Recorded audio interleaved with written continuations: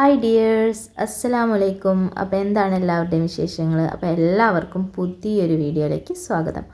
അപ്പോൾ ഇന്നത്തെ ഒരു വ്ളോഗ് ബറാത്ത് സ്പെഷ്യൽ വ്ളോഗാണ് കേട്ടോ. അപ്പോൾ ബറാത്തിന് എല്ലാവരും എന്തൊക്കെയാണ് ഉണ്ടാക്കിയെന്നൊന്ന് കമൻറ്റ് ചെയ്യണേ. നമ്മളിവിടെ നിന്ന് കട്ട്ലെറ്റാണ് ഉണ്ടാക്കാൻ വിചാരിച്ചിട്ടുണ്ടായിരുന്നത്.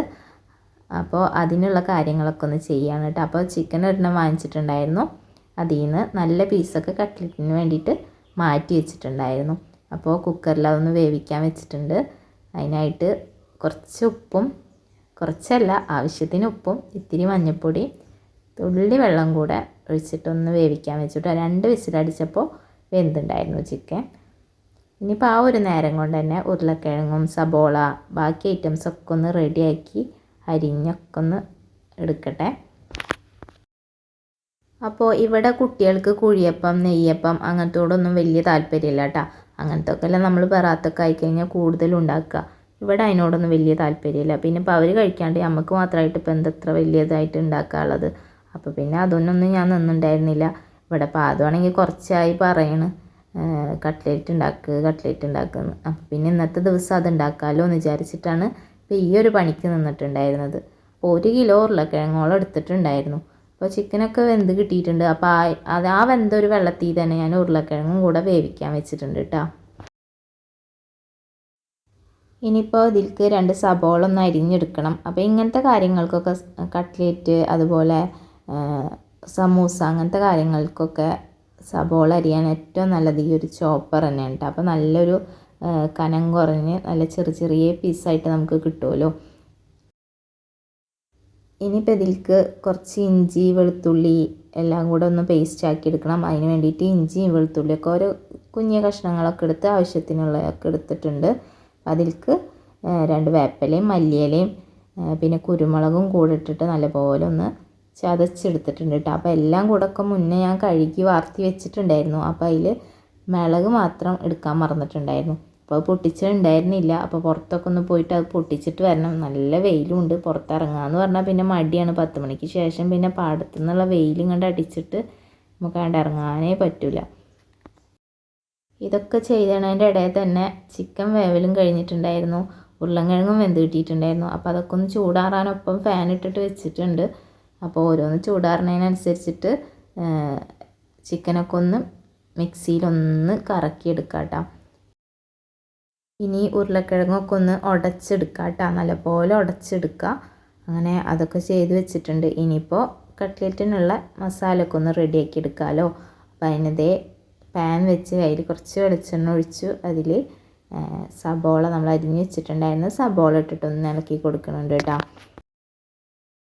പിന്നെ ഇപ്പോൾ കറിക്കൊക്കെ സബോള വഴറ്റണ പോലെ നല്ലപോലെ മുരിഞ്ഞ് കിട്ടുമൊന്നും വേണ്ടല്ലോ. അപ്പോൾ അതേ ഒന്നായി വന്നപ്പോൾ തന്നെ ചതച്ച് വെച്ചിട്ടുള്ള എല്ലാം കൂടെ ഇട്ട് കൊടുത്തിട്ടുണ്ട്. അതൊന്ന് നല്ലപോലെ ഒന്ന് ആയി വരട്ടെ കേട്ടോ. അപ്പോഴേക്കും നമുക്ക് ഓരോ പൊടികളൊക്കെ ആയിട്ട് ഇട്ട് കൊടുത്ത് തുടങ്ങാം.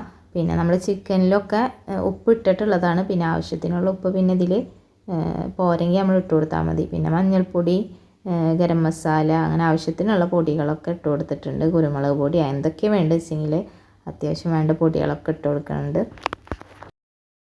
രാവിലെ തന്നെ ഈ പണിക്കാണ്ട് നിന്നിട്ടുണ്ടായിരുന്നു കേട്ടോ. ബറാത്ത് ദിവസമൊന്നും നമ്മൾ ഏത് നേരം പണിയെടുത്തിട്ട് നിന്നുകൊണ്ട് കാര്യമില്ലല്ലോ. അപ്പോൾ ഇങ്ങനത്തെ പണികളൊക്കെ വേഗം കഴിച്ചേക്കാമെന്ന് വിചാരിച്ച് അടുക്കള ക്ലീനാക്കലും കഴിഞ്ഞാൽ ആ പണികളാണ്ട് കഴിഞ്ഞ് കിട്ടുമല്ലോ. ഇവിടെ പാദൂനും ഫയ്യാക്കൊന്നും ഇന്നും സ്കൂളിൽ പോകാൻ വലിയ ഇഷ്ടമൊന്നും ഉണ്ടായിരുന്നില്ല കേട്ടോ. പക്ഷേ സമ്മതിച്ചില്ല. വെറുതെ വീട്ടിൽ ഇരുന്നിട്ട് ഒരു കാര്യമില്ലല്ലോ, എക്സാമൊക്കെ വരില്ലേ. അപ്പോൾ പറഞ്ഞയച്ചിട്ടാ. ഇനിയിപ്പോൾ വൈകുന്നേരം അവരെത്തുള്ളൂ.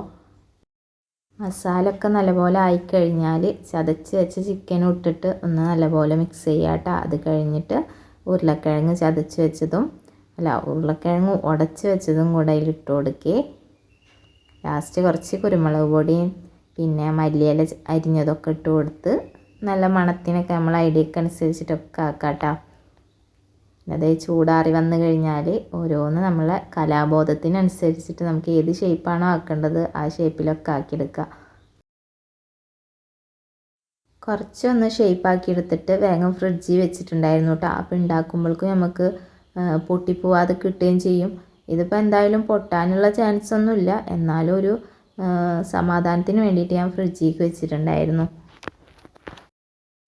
ഇനിയിപ്പോൾ ഇതിലേക്ക് ബ്രെഡിൻ്റെ പൊടി വേണം, അതൊന്ന് ആക്കി വെച്ചിട്ടുണ്ട് കേട്ടോ. ബ്രെഡൊക്കെ കുറച്ച് പിച്ച് ചെയ്തിട്ട് മിക്സിയിലൊന്ന് പൊടിച്ചെടുത്തിട്ടുണ്ട്. അതുപോലെ കുറച്ച് മൈദ ഒരു പാത്രത്തിൽ ഇട്ടിട്ട് അതിൽ 2 മുട്ട പൊട്ടിച്ചൊഴിച്ച് അതിൽ കുറച്ച് വെള്ളം ഒഴിച്ചിട്ട് ഒന്ന് മിക്സ് ചെയ്തെടുക്കാം.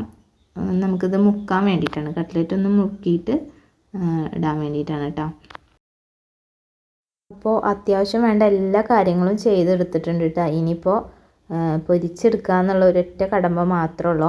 അപ്പോൾ നല്ലപോലെ വെളിച്ചെണ്ണ തിളച്ചതിൻ്റെ ശേഷം മാത്രമേ ഇട്ട് കൊടുക്കാവൂ കേട്ടോ.